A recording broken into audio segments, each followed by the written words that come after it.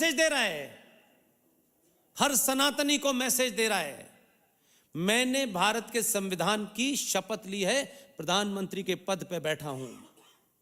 जब मुझे शपथ लेने के बाद इस बात की चिंता नहीं है कि मैं पशुपतिनाथ मंदिर में जाकर के 8 घंटे पूजा करूंगा, रुद्राक्ष मेरे गले में डले होंगे, मेरे सर के ऊपर बड़ा सा तिलक लगा होगा, अगर किसी को बुरा मानना है तो मान जाए, तो आप और मैं तो प्रधानमंत्री नहीं है, आपने शपथ नहीं ली, तो आप किस बात की चिंता में मरे जा रहे हैं?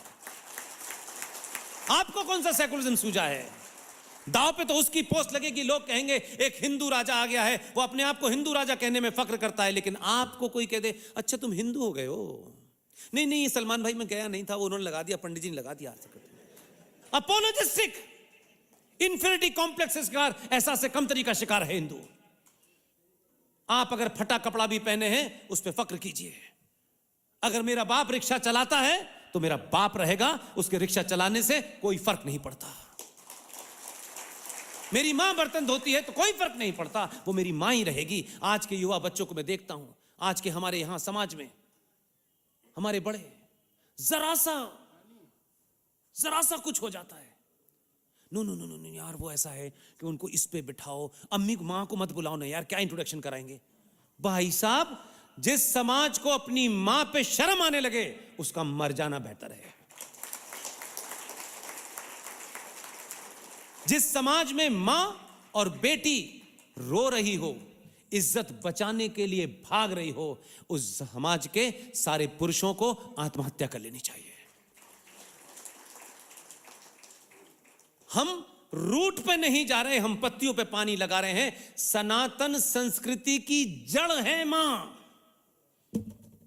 जैसे बाप देश है, क्योंकि उसको नौकरी करनी है, बाहर जाना है, इस कानून से बंधा है, उस कानून से बंधा है, ये कर सकता है, वो कर सकता है, तो जो जिस कानून से बंधा होता है, ये देश जो है एक संविधान से बंधा है, संसद से बंधा है, जुडिशरी से बचा है, पुलिस से है, सेना से है, हर नियम कानून से बंधा है। उसे चलाने के लिए एक प्रधानमंत्री चाहिए, वो भी किसी कानून से बंधा है। इसलिए देश में और राष्ट्र में छोटा सा फर्क है।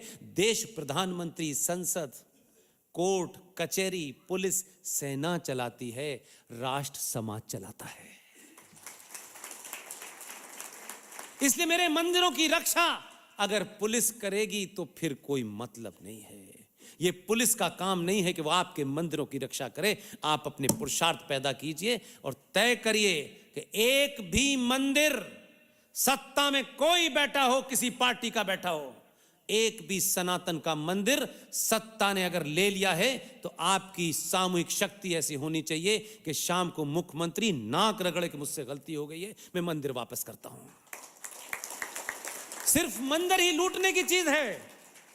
पशुपतिनाथ तिरुपति के अंदर 1300 करोड़ रुपया सरकार ले जाती है, उससे फ्लाईओवर बन रहे हैं, उससे सड़कें बन रही हैं। हम इतने ढकोसलेबाज हो गए हैं।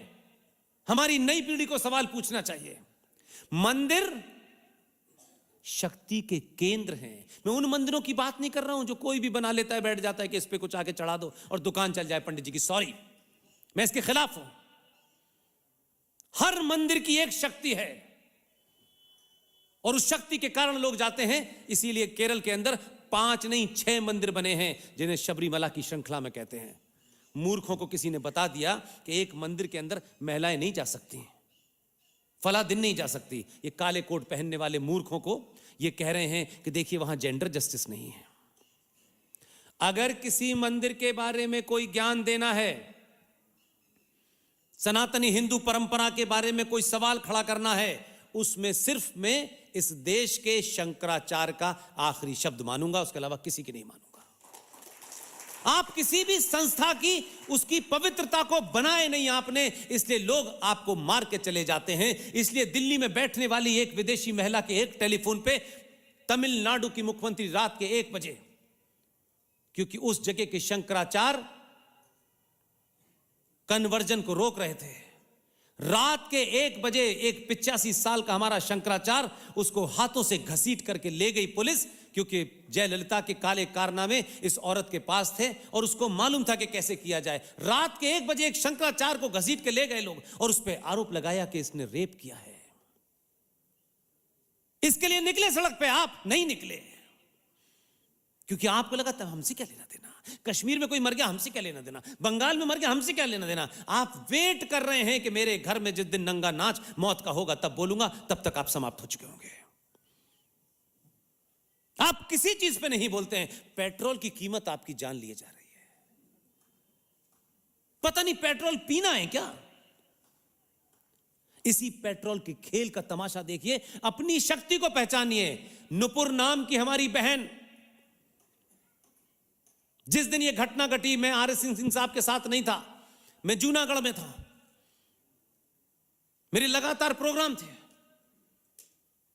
11:30 बजे आर एस सिंह साहब ने मुझे कॉल करके, उनको पता था क्योंकि डॉक्टर साहब को पता होता है मैं कहां जा रहा हूं, फोन करके बताया कि दिल्ली में यह घटना घट गई है पुष्पा। इसमें से इतना ही मंच पे फासला था, मैंने जितनी जल्दी सुन सकता था सुना, और उसके बाद मैंने वही कहा, नुपुर शर्मा के जो साथ नहीं वो देश का गद्दार है। नुपुर शर्मा हमारी बहन है, हमारी बेटी है। यह नुपुर शर्मा पे हमला नहीं है, सनातन की उस बेटी पे हमला है। उसके लिए कुछ भी करना पड़े करेंगे। कुछ दलालों का मुंह बंद है, क्योंकि आजकल वो मस्जिद के अंदर पूछ रहे हैं कि हमें हर मस्जिद के अंदर क्यों शिवलिंग ढूंढना है, हमें हर मंदिर में शिवलिंग ढूंढना है जहां मेरे पुरखों का शिवलिंग है।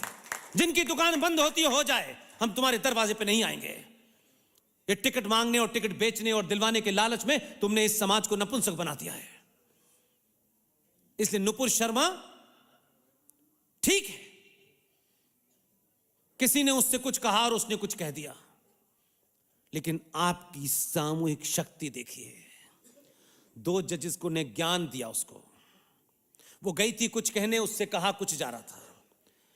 जजमेंट 1 लाइन का था, प्रवचन 20 लाइन के थे। और प्रवचन में क्या क्या उससे कहा, तुम एरोगेंट हो,